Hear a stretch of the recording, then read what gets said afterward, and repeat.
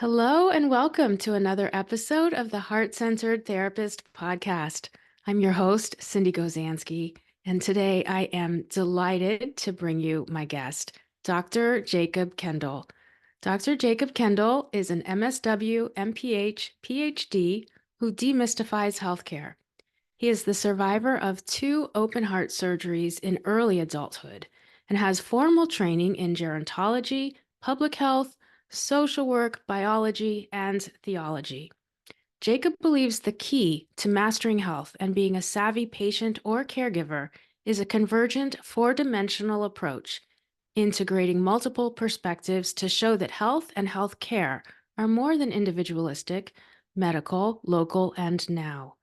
Jacob is also a father, spouse, amateur birder, longtime musician, admirer of film, and reader in many genres from quantum mechanics to Stephen King.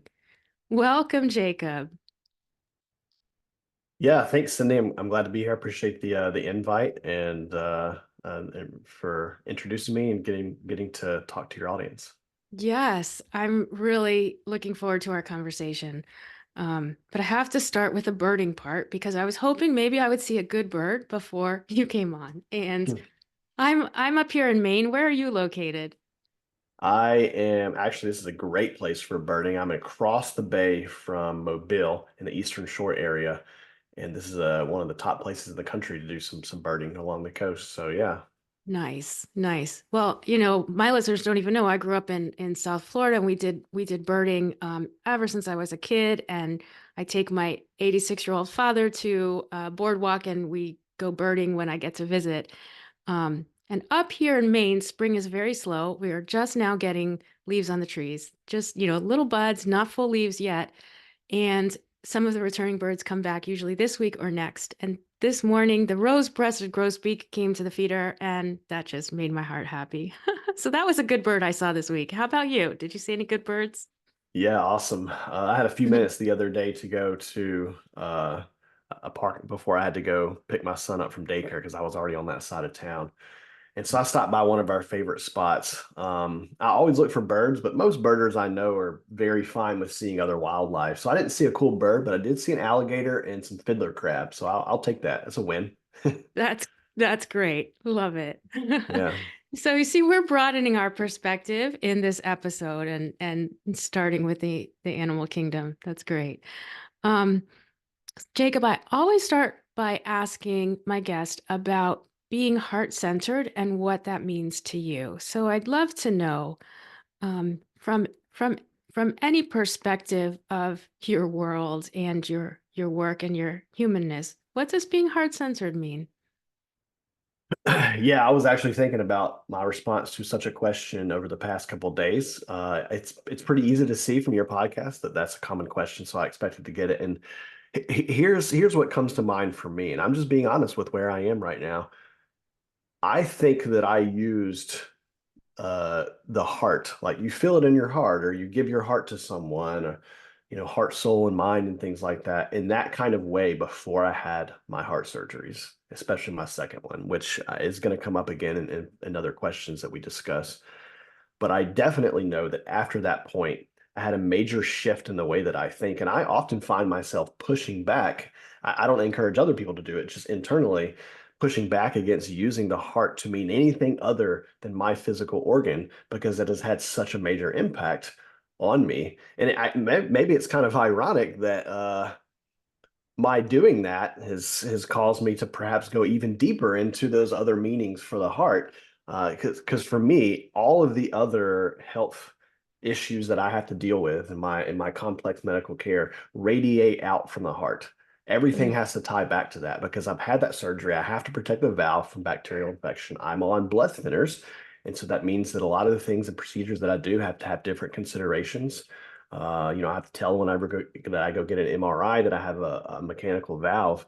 And mm, so the way that I think about heart-centered anything these days is always going to go back to, well, that's what the heart means for me because it has been through trauma twice. yeah. And that goes down to my marrow. That affects the way that my spiritual worldview. So that's what comes to mind when you ask me that question. I'm just being honest. That's where I am. Yeah.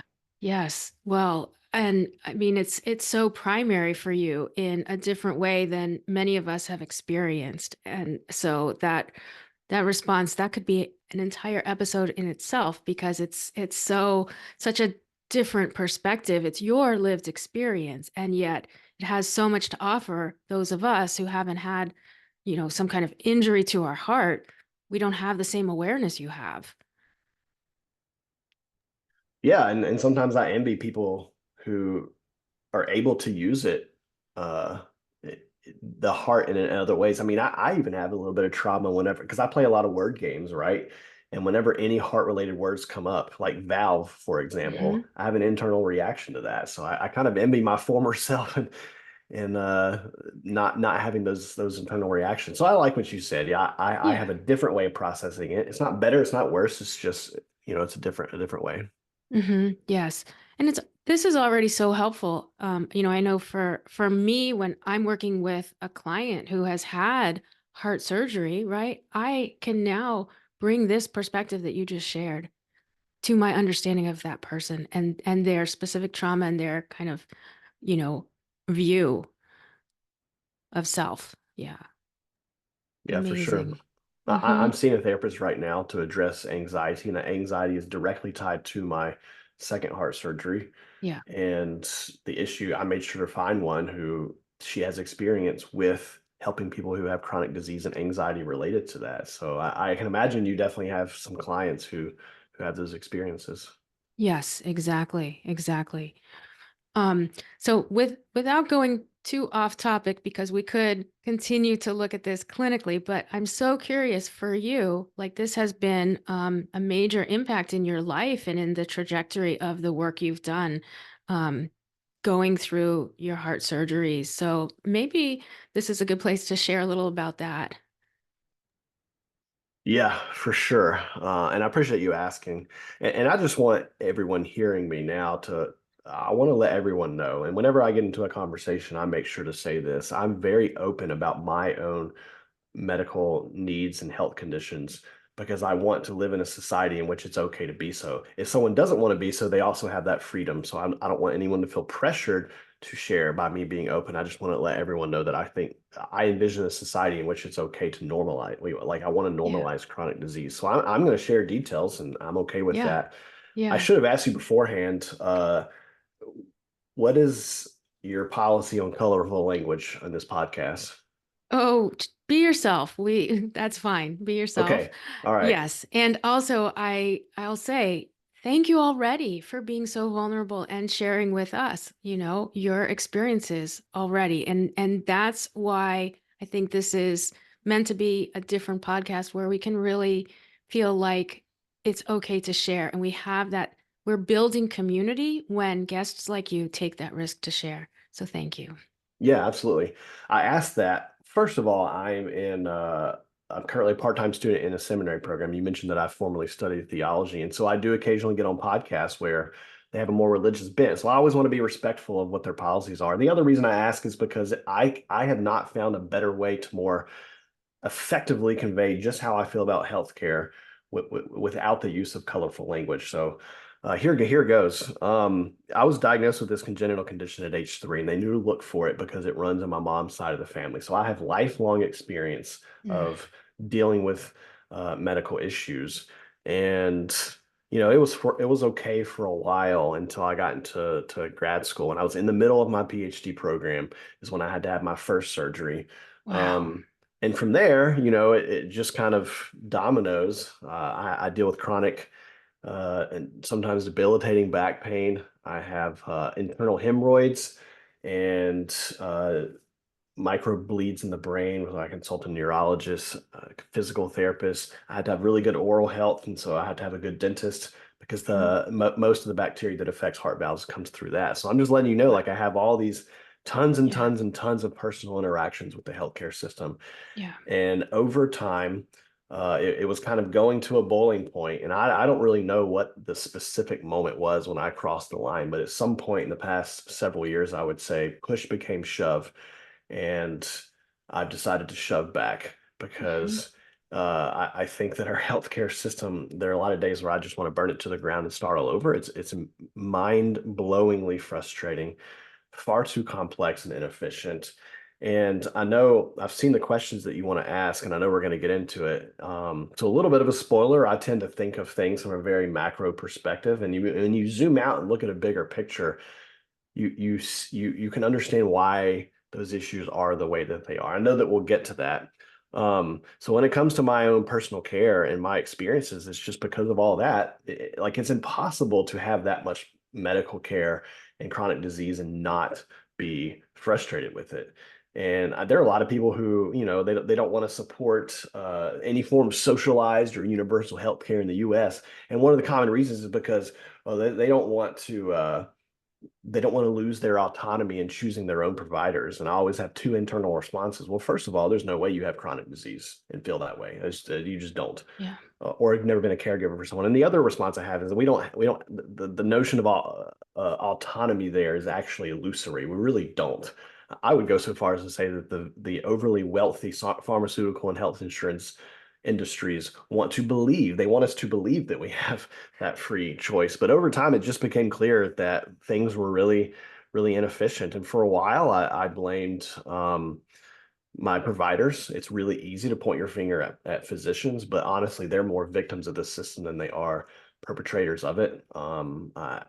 I would probably go so far as to say that in general, health insurance companies, I'm probably going to piss someone off by saying this, health insurance companies commit human rights violations. Mm. It's criminal, in my opinion, that uh, we have a free market capitalistic healthcare system because it just treats human body as capital to be traded around. Okay, I can Right. go way down a path. And to still bring it back, how did my lifelong experience, help me navigate my own medical care and also being a caregiver for my parents and other family members?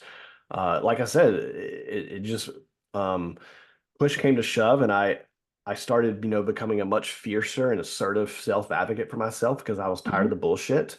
Yeah. And I've kind of learned some things and strategies that have helped over time. And now what I've recently shifted into and now what I'm working on doing is I want to give that insight to others because I know that other people who have complex medical needs are just as frustrated as I am. Does that answer Yes. your question? It does, and it opens the door to so many more.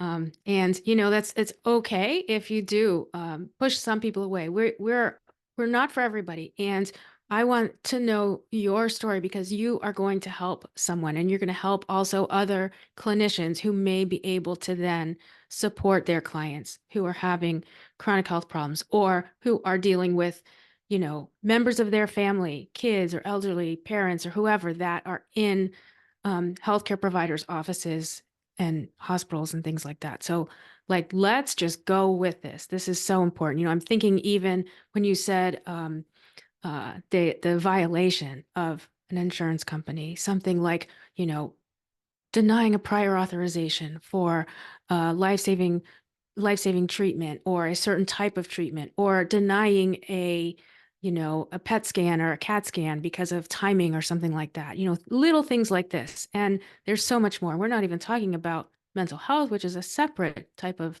access and perhaps violation. But you said, Jacob, this is I just can't wait to get into it. You said like you have become a fierce advocate for yourself and for others and helping people with strategies. And so I know you have a whole kind of philosophy and approach and the four-dimensional critical thinking. Where do you want to start with like helping us understand how we could have a different approach to healthcare? Yeah, that was a great transition there. And I I think there are kind of a few questions here of what we discussed that we would cover on here, and I'm going to kind of mix and match here, and I'll give some examples of like common policy related questions that I think will highlight or shed light on my four-dimensional thinking approach. But I'm going to start with the personal example first because I think that you're going to be interested to ask me how does this all connect to like one-on-one work. And so Yes. I'll provide a personal example and then a few other ones that are, um, like macro or whatever, the Awesome. level of policy. So yeah, the area where I live is, like I said, it's across the bay from Mobile, and it's one, believe it or not, is one of the fastest growing areas demographically in the country. It has rapid growth, and you can drive for less than 5 minutes and see that because you always see neighborhoods and apartment complexes going up. Last year we had a water shortage. We could not water our lawns and other things like that. That went on for several months. When we first moved here, my wife and I, now we have a 1.5-year-old son. Um, Oh, Back in 2021, I had to go through several months of it because you had to go through a few different, CMI providers. Usually I see them a year apart or 6 months apart. But within a year or two, it became pretty clear like something's going on here because they had to schedule my appointments many months out. They had to, they're clearly very busy. I barely got in with my primary care provider. And I always, whenever I move to a place, this is the first thing that I do because of my complex medical needs. My wife doesn't have as many of those. And so mhm. she has a different primary care provider because mine, I went after earlier, right? That's one of the Right. first things that I do when we move to a place. And so I got in at her office, and then that primary care provider was like, I can't take any more patients. And so my wife did not get in. She has to go see another one. And so this is just indicative. And I was even talking to one of my providers, and he had said that he had had an ad post or a request to bring in another provider for like 2 years, and they just would not let him do it. Um, and so I started looking into it. And I'm like, the demographic status of this, the demographic trends going on right now with all the people moving in are had a direct correlation with the fact that access to medical care is becoming harder and worse. Um, Mhm. and you can't possibly understand that unless you zoom out and see these population level trends. Because if you don't do that, all you're going to do is be frustrated as a patient, focusing on the individualistic level that these things are happening. Well, I have to wait so long for a hospital, and it can put or a doctor's office or a hospital bed or an ER, all these different things you have to wait for, and it can put a bad taste in your mouth. And like I said, it's too easy to blame the facilities or to blame the providers, but that's not what's going on here. And Right. I've straight up asked several of my providers, like, do you share my concern that Mhm. this is going to be an issue moving forward because we do not have the infrastructure here to support the burgeoning population. And of course, all those companies that own that build houses in neighborhoods, they're just corporate and they don't care about any of this. They just want people to Right. purchase their homes. And so I don't know what's going to go on, but it's gotten to the point where my wife and I have had very serious conversations. Like, Mm. I'm talking to her and I'm like, I'm terrified of what this may mean in the future. I'm at higher risk of stroke because I'm on blood thinners and Blood various other thinners. things. Yeah. And if something happens, I've got to be near and be able to access quickly a high quality stroke certified facility. And Right. so as more people move here, if they don't have plans to expand these practices, to build more additions to the hospital, whatever, it's going to be a problem. But again, you cannot understand that unless you zoom out. And Right. so And that's one that's ex yeah, that's your macro view as a yeah. public health professional looking at the demographics, the demography, the epidemiology, and just even when you said like your wife can't go to your same provider, like it's almost like this fractured healthcare for a family, right? At the community level, all of a sudden, even families have like a fractured healthcare type of model, which that doesn't sound great either. Yeah, I mean it's a huge ripple effect, quite frankly, that ends Ripple. up touching every aspect of living. Uh, so yeah, you're right. It spreads out and it affects. Daycares are filling up here. We've had a hard time finding a dentist for our son, a pediatric dentist, because they're all full. Yeah. Yeah. Right. So this is a lived experience of healthcare shortages and lack of access, lack of providers, burgeoning population. And then you take all of this and what do you do with it? Yeah, so I'll give some examples that are not personal to me, but they're my favorites to use to kind of highlight these issues. And one dimension is, unfortunately, we live in a politically an ideologically charged, politically polarized time right now, but everything is treated as being on a spectrum, the left and the right, and that's just one dimension, and that doesn't even come remotely close to it, reflecting all of life. And so I just added a dimension by zooming in and out, right? Yes. Um, so oh, I'll use the example of obesity. It's not something that affects me personally, but it's a really easy example to use. So a common thing that you hear with and it usually is more conservative people because they want less government involvement. One of the reasons that they may not support policies that target folks like obesity is because, like, well, those people just choose to eat more. I don't want to support people who make those kinds of decisions. But what they don't realize is that many people who have obesity, which is, a predictive factor for so many different chronic diseases, and fill in the blank, diabetes, stroke, heart disease, whatever. Right. Many of these people live in food deserts because Yes. they're low socioeconomic status areas, and the only access that they have for food is unhealthy ones, and fast food restaurants and convenience stores. And there is no individual level decision that they can make to get out of that situation. But you can't possibly understand that unless you are willing to see it from another perspective, right? Right. So we have to realize that that's the case. And so that's a third dimension is uh, what would looking at this culturally tell us? What would looking at this demographically tell us? What would it look like if we looked at it epidemiologically, these Hmm. different kind of disciplinary lenses? All right, and we have to be able to do that. And so you asked me practically, what do I do with this? I mean, I taught global health for 3 years as a professor, and I talked about a lot of these things. And over time, I'm like, I see the way that my students are responding to this. These are really awesome conversations, but college students are not the only people who need to be knowing about this. So, I mean, I'm just being honest. I want to take some things that I've done in the classroom and adapt them to other stages and other settings. I mean, I think that corporate settings need to be hearing Yes. how can you help your employees demystify healthcare and use this self advocacy to become a more savvy patient or a caregiver. Because if they don't have these strategies, then they're going to be out more days of work, or they're going to be out more days of work because of their parents, and they need to give them caregiving. We already know that having chronic disease or doing caregiving decreases economic productivity.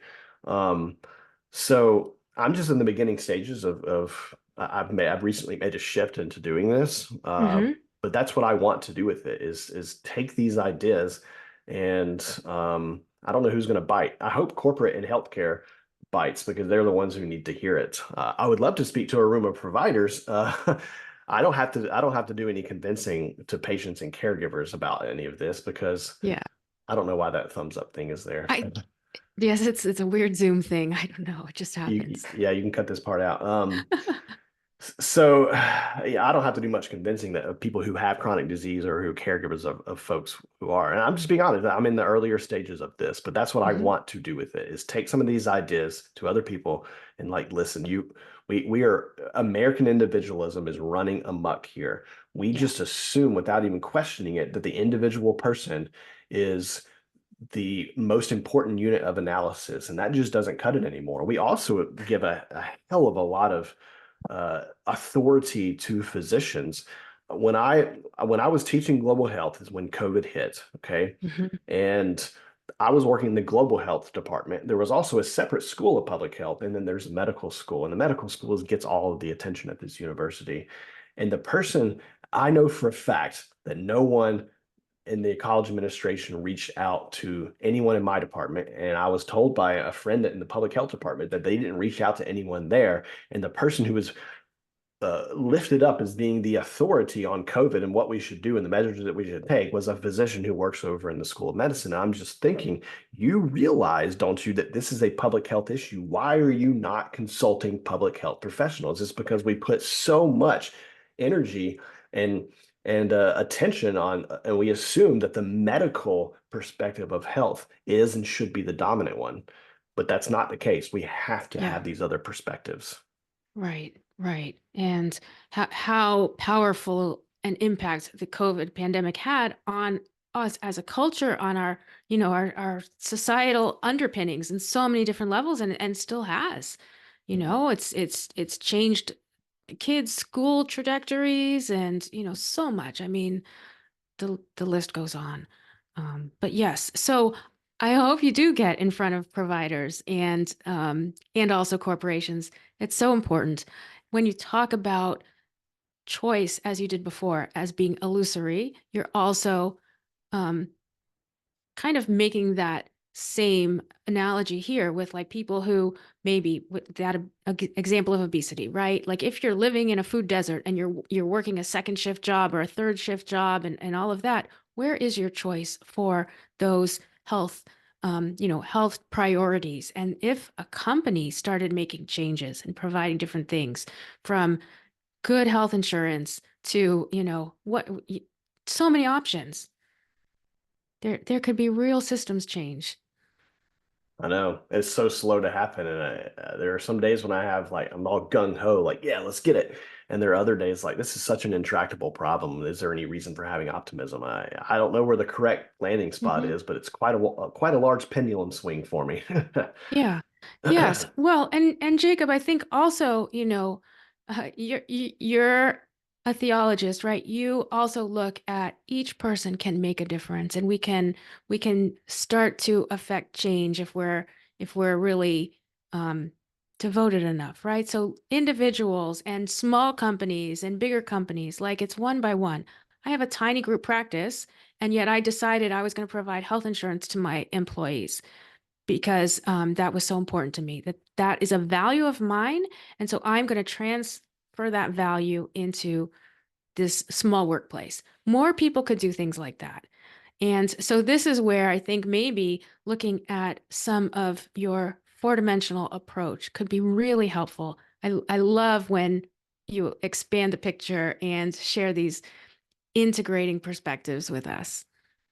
Yeah, for sure. I didn't get the fourth dimension. It's time. How do things change over time? Uh, so that's important as well. Hmm. That's awesome that you did the health insurance thing. I mean, it really comes down to people making these simple decisions and deciding to prioritize principles and integrity. And it just blows my mind that more people don't do that kind of thing. Because I mean, for a lot of organizations, it wouldn't even affect their bottom lines, but they just don't do it. And there's a huge push right now. I don't know if you're aware of this. Being a gerontologist, you can't be a gerontologist without somehow being involved in like what's going on with caregiving. There's a push right Yes. now for and I don't know if it's going to come more from corporate or just government has to put their foot down, but there's a push to basically um, anywhere from strongly encourage to absolutely require that employers, in addition to offering health insurance for their employees, to also like include some kind of support for caregivers as well. Um, Wow. so, I mean, health insurance is a great start. I'm really glad that you offer that.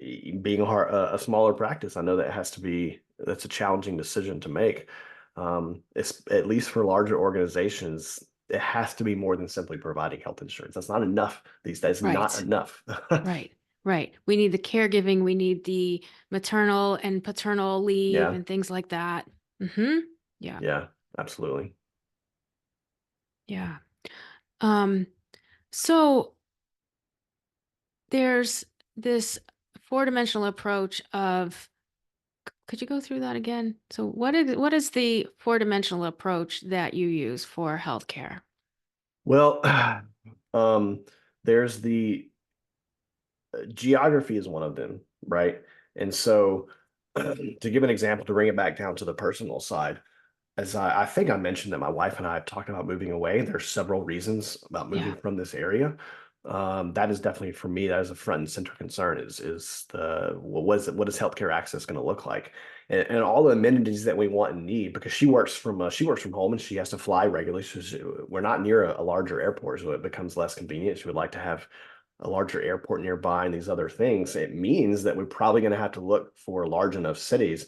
And in Mm, most large cities in the US, their populations are growing. So, what is that going to mean for healthcare access in the future? So, geography is one of those dimensions. Another one is a different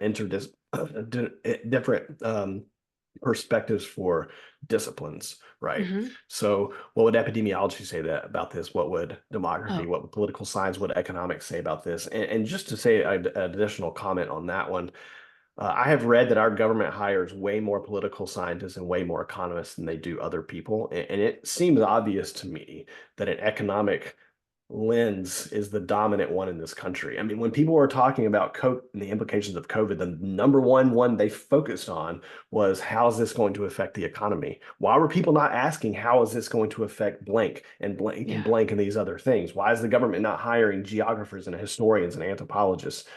And if you bring that down to the individual level, what would different cultural groups say about these different Right. issues? So that's another dimension. Of course, the third one is, or whatever order, is zooming in and out. Because of American individualism, we just assume that the individual person is the dominant, or probably for many people, the only interesting or important unit of analysis, right? Oh, individual liberty, that's the most important thing here. But when you the irony here is that when you neglect these other levels of analysis, when you neglect to zoom out and view these problems from different perspectives, that's actually worse for the individual than it is better. And then the fourth one is time. Over Mhm. time, things change, right? And you can analyze your own history as an individual. You can also Yeah. look at what that looks like over time, for like an entire population. So Hmm. those are the four dimensions. Does that make sense? Yes, I love that. It's a great summary. Super helpful. Yes. And so if we look at time, just to pull on that one a little bit, and like lifespan, because we're sort of talking about there's, the caregiving piece that, gets the different sandwich generation, but how do you conceptualize this sort of across the lifespan? Yeah, of course I have to account for a time of being a gerontologist because the definition of aging is the passage of time. So I'm Yeah. glad that you bring that up. And yeah, I think that we have to consider as a country right now, the definition of older adult in this country is 65 because that's the pensionable age. And of course, there are conversations about since people are getting older and older. I mean, it's getting to the point where most people live an entire third of their lives in apparent retirement in retirement age in any case. Should we be changing the Social Security age? Um, Hmm. and of course, we need to be providing caregiver support. We're getting to the point now where younger older adults are providing caregiving to older adults. Right. People in their 60s and 70s, their parents are still living. Yeah. And so, Right. Exactly. yeah, I mean, it's all kinds of dynamics that are going on, all these different demographic transitions that we're experiencing. We have the household and family transition as well, where the diversity of types of households are increasing. And we have to account for all these things. And it's also important to keep in mind that pretty much every population in the world, remember, I'm a global health professor. And so let me just zoom way out to the globe here for a moment. Let me get us a little bit nerdy. One of my favorite things to do is tracing life expectancy and changes in life expectancy in several different countries since from moving from 1900 up to the present day. And you can see that being affected by World War I and Spanish flu and World War II. And I Hmm. include Rwanda, so you can see the Rwandan genocide there. I include Syria, so you can see the Arab Spring there. I include a Southern African country, so you can see how AIDS affects life expectancy. And you see major dips in life expectancy with all of those. But the other interesting thing is, as soon as those things are over, those populations shoot immediately back into the same pattern of increasing life expectancy. And so I think that basically examining what these different variables, you mentioned lifespan, so life expectancy looks like at these different levels, sheds Hmm. new light on these issues, right? And Yeah. if you're a therapist, you may not need to always zoom out all the way to the global. That's Yeah. okay.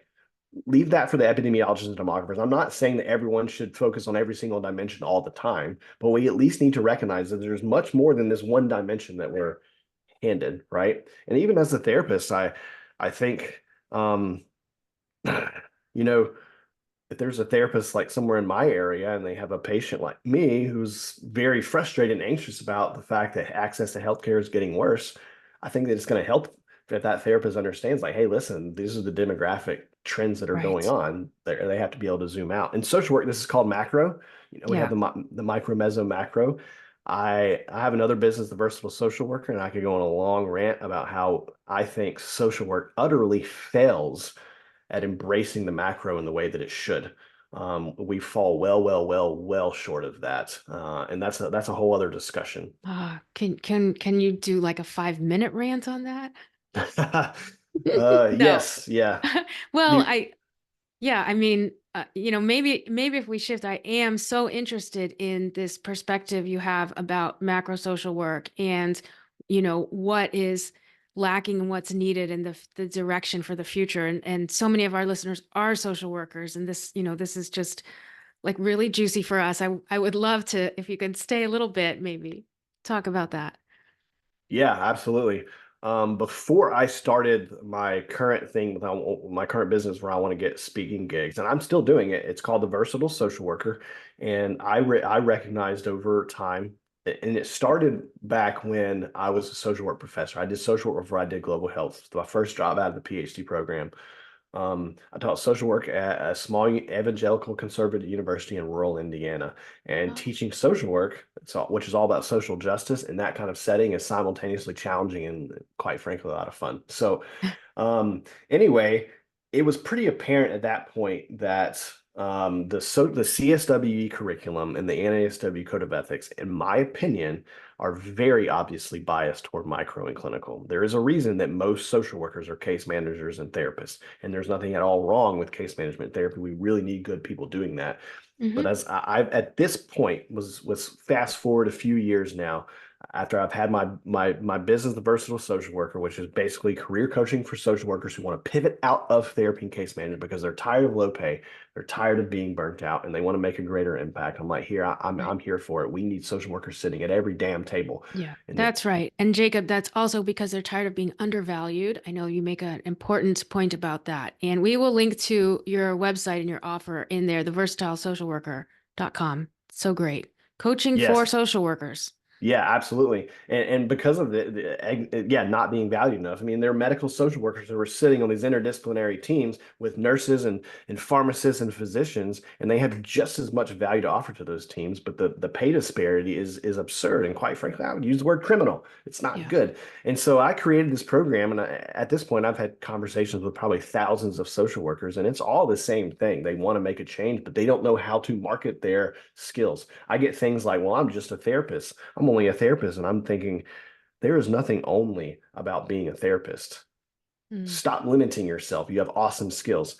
And I think it's also um, a bad look. It really goes back to the CSWE curriculum, and it goes back to social work programs for not training their students to have a much wider and more enhanced view of what our profession is capable of. That it goes, mhm. it's an indictment against them, and I do speak out against that. They should do better. They Right. need to do Right. better. Yes. Yes. And how do you envision like this broader macro work for social workers? What would you love to see more of? Can you imagine if and I'm a member of a group on LinkedIn. It's called the Corporate Social Work Collective. Like there's a thing called corporate social work. Can you imagine if more corporate leaders, if more government officials, if more healthcare administrators, et cetera, et cetera, et cetera, had social workers working alongside them, or they were social workers themselves, and Mm, bringing that ethical, a sense of ethics in this, multi-system way of seeing things, micro, meso, macro, to that kind of setting? Can you imagine how much better of a world we would live in? I don't think there's a single table at which social workers don't belong.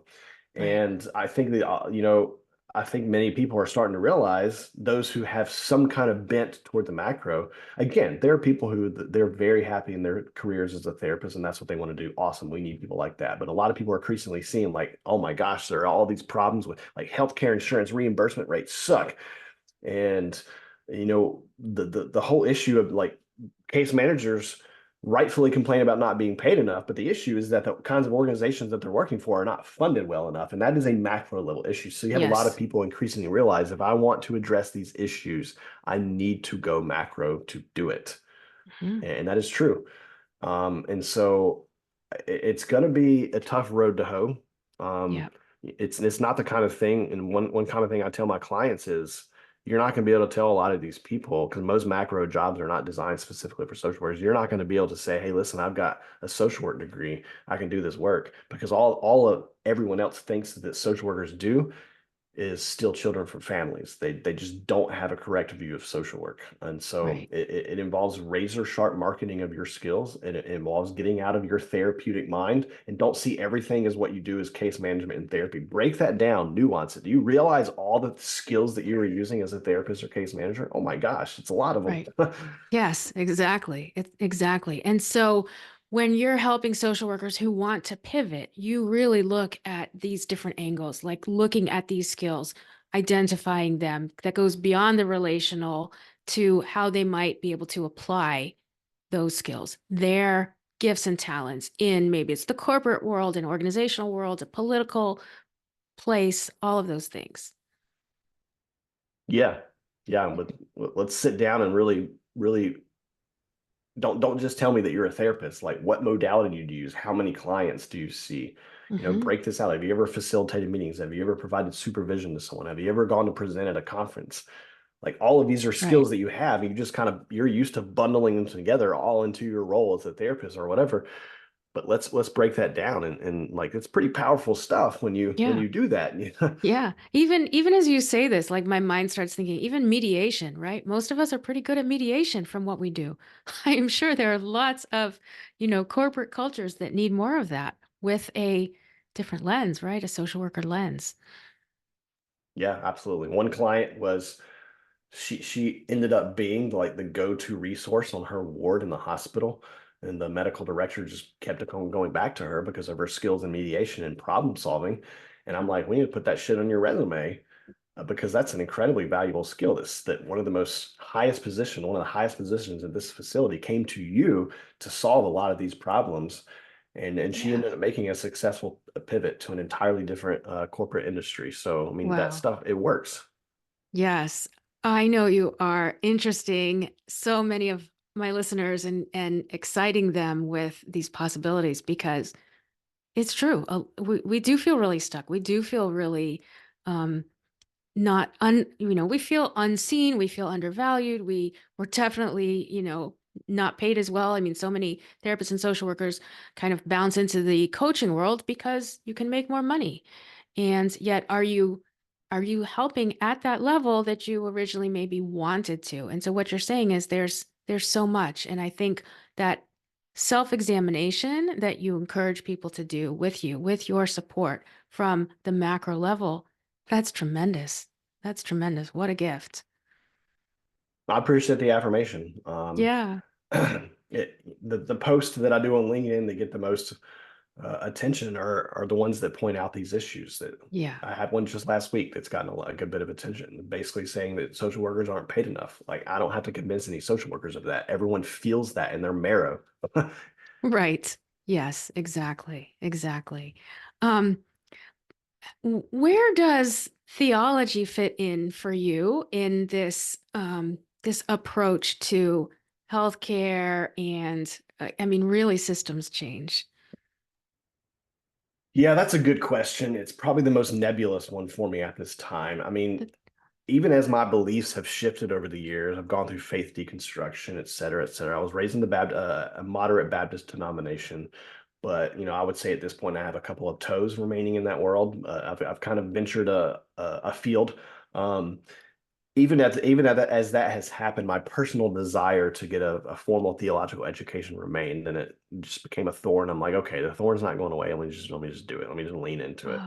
Oh, Professionally speaking, I mean, I treat it like a hobby right now, right? Because it's a mhm, personal interest. Professionally speaking, though, I have encountered some what I think are major ethical issues at the intersection of uh, social work and faith, or healthcare and faith. And I have some mhm. specific examples of that, especially at the macro level.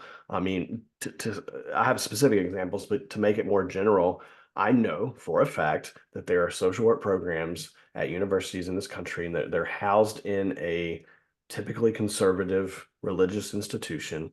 And I know that some of them are knowingly not following all the code of ethics, Mm. because I think basically they're allowing their own religious beliefs to make that okay. And I'm going to call out the CSWE on this one. why is the CSWE allowing those programs to be accredited? Let's have a conversation about that. Right. Maybe they have a good reason. I don't know, but from my perspective, I see some major issues. Why is that happening? Of course, it goes back to money. We know that it goes back to money. MSW programs are a cash cow for many universities, Absolutely. Yeah. and The that accreditation. yeah, absolutely. So we at least need to be asking these questions. And so I think there are some major ethical issues that occur at the intersection of faith and so many things, and social work is one of those things. And so that's an interest of Yeah. mine as well. On the Yeah. positive side, faith, health is more than physical and mental. It Yeah. does involve a spiritual component, whether you're religious or not.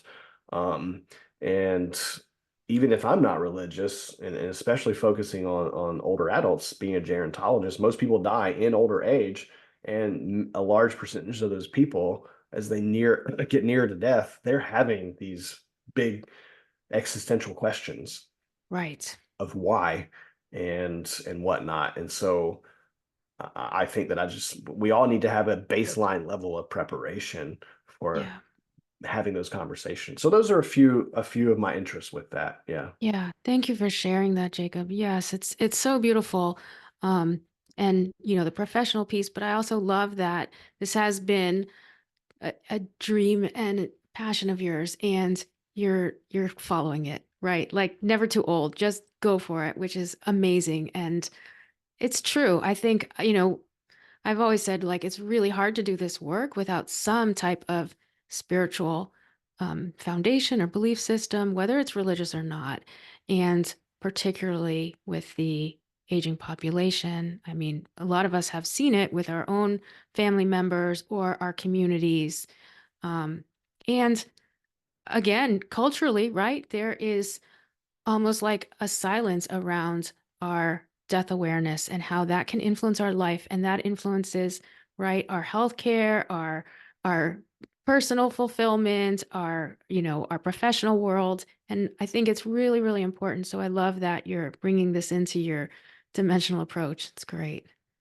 Yeah, for sure. I appreciate you saying all that. Yeah. I guess to use your language, it's for many years I felt in my heart that I that I wanted to study theology. So I'll just use that language for a moment. Yeah, dying and death is a big part of this for sure. And I personally believe that the more we are willing to talk about, reflect upon, and discuss or think about our own mortality, I think that actually increases both our quality and quantity of life, but we just have an avoidance of that these days. And Right. that's we need to get around that and just be willing to openly talk about it. And so I know that's a different topic, but I just wanted to affirm Right. what you just said. Well, thank you. It's very important to me. I would love to have you back on or maybe have a panel on, because I think that's something also that we need to get in front of more people, more providers, the whole thing. So, um, well, I'm so grateful for all of your time and wisdom that you've shared with us and the work you're doing at the macro and micro levels, at all of the levels, Jacob, and sharing with us today. It's super inspiring. You're inspiring. And I know a lot of people will want to reach out to you. So share with everyone, we'll put in the show notes, but where people can find you, your websites, your social medias. Yeah, well, first of all, thanks for the opportunity again to have this conversation. I really enjoyed it. You got me riled up there a couple of times, but that I just shows love it. how important these issues are. So thanks for that, and happy to continue the conversation in whatever capacity would be best for you. To answer Great. your question, LinkedIn is typically what I say is my hub for everything. Um, and I know you'll provide that link. On there, you'll find theversatilesocialworker.com. That's my website for the career coaching. And then jacobevanskindle.com is my website for doing speaking and focusing on healthcare.